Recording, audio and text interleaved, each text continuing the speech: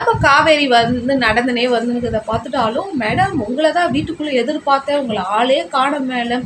என்ன மேடம் காலையிலேயே எங்கே போயிட்டு வந்திருக்கிறீங்கன்னும்போது, நான் எங்கன்னா போயிட்டு வரேன். உங்களுக்கு என்ன காலையில என்னோட வீட்லன்னும்போது, உன்னோட வீடா? இது என் பொண்ணு வாழ போற வர வீடுன்னும்போது, என் பொண்ணுக்கு நிச்சயதாம்பூலம் மோதிரம் அளவு எடுக்க வந்திருக்கிறேன். மாப்பிள்ளை கிட்ட பேசினேன்.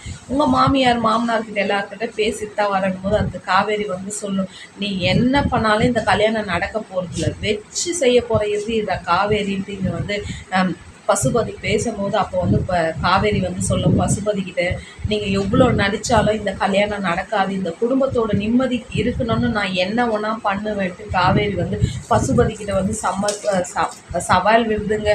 கல்யாணத்தை நிற்க வைக்க போதா இல்லை நடக்க போதானா எனக்கு தெரியல. என்ன பண்ணாலும் விஜய் தான் இப்போ காவேரிக்கு ரொம்ப சப்போர்ட் பண்ண போகிறாருல.